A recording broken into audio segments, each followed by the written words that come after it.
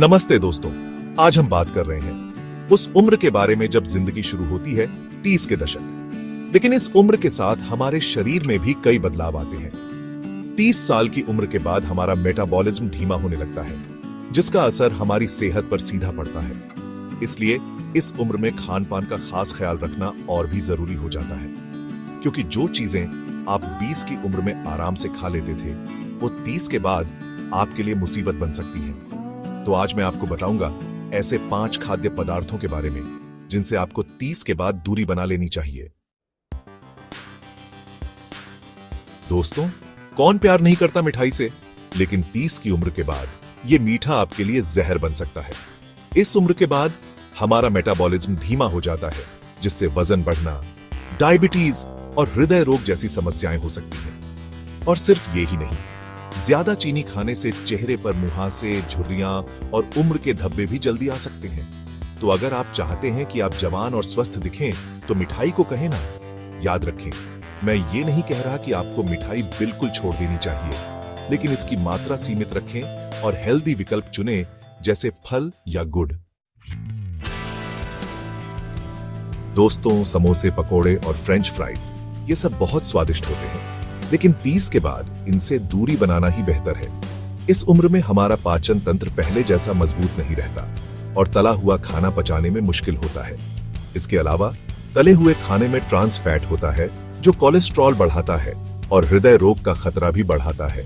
इससे वजन भी बढ़ता है और त्वचा भी खराब होती है। इसलिए कोशिश करें कि आप घर का बना खाना खाएं, जिसमें तेल और मसालों का इस्तेमाल कम हो। Chapter 3, caffeine. जागते रहना है, लेकिन हद से ज्यादा नहीं। दोस्तों, सुबह की चाय या कॉफी बिना दिन की शुरुआत कौन करना चाहेगा? लेकिन 30 के बाद जरूरत से ज्यादा कैफीन लेना आपके लिए हानिकारक हो सकता है। ज्यादा कैफीन लेने से नींद न आना, बेचैनी, चिंता और रक्तचाप बढ़ सकता है। इससे त्वचा भी ड्राई होती है और झुर्रियां जल्दी आती हैं। इसलिए कैफीन की मात्रा सीमित रखें। दिन में 2-3 कप से ज्यादा चाय या कॉफी न पिएं और कोशिश करें कि शाम के बाद कैफीन न लें।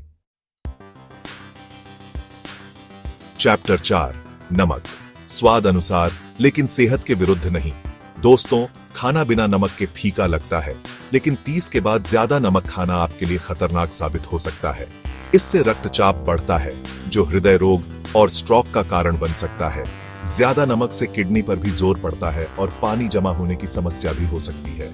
इसके अलावा ज्यादा नमक खाने से हड्डियां कमजोर होती हैं और थायराइड की समस्या भी हो सकती है। इसीलिए नमक का सेवन कम से कम करें। खाना बनाते समय नमक कम डालें और बाहर का खाना खाते समय भी ध्यान रखें कि उसमें ज्यादा नमक ना हो। Chapter 5, carbohydrate. ऊर्जा के लिए जरूरी, लेकिन चालाकी से चुनें। दोस्तों, कार्बोहाइड्रेट हमें ऊर्जा देते हैं, लेकिन सभी कार्बोहाइड्रेट समान नहीं होते। सफेद ब्रेड, पास्ता, सफेद चावल जैसे रिफाइंड कार्बोहाइड्रेट से हमें बचना चाहिए, खासकर 30 की उम्र के बाद। ये रिफाइंड कार्बोहाइड्रेट खून में चीनी का स्तर तेजी से बढ़ाते हैं, जिससे वजन बढ़ता है, डायबिटीज का खतरा बढ़ता है और ऊर्जा में भी तेजी से उतार चढ़ाव आता है। इसलिए साबुत अनाज से बने कार्बोहाइड्रेट चुनें, जैसे कि ब्राउन राइस, ओट्स और साबुत गेहूं की रोटी। ये धीरे धीरे पचते हैं और हमें लंबे समय तक ऊर्जा देते हैं। उतरो, 30 के बाद भी रहे फिट और फाइन। तो दोस्तों, ये थे कुछ खाद्य पदार्थ जिनसे आपको 30 की उम्र के बाद दूरी बना लेनी चाहिए। याद रखें, उम्र तो सिर्फ एक संख्या है, असली बात है स्वस्थ रहना। और स्वस्थ रहने के लिए जरूरी है कि हम अपने खान पान का ख्याल रखें। इन बातों को अपनी लाइफस्टाइल में शामिल करें और देखें फर्क। अपने खाने में फल, सब्जियां, साबुत अनाज और हेल्दी फैट्स को शामिल करें। नियमित रूप से व्यायाम करें और खूब पानी पिएं।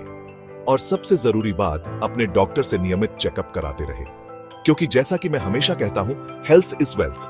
तो खुश रहे, स्वस्थ रहे और देखते रहे मैनिक मालाकार।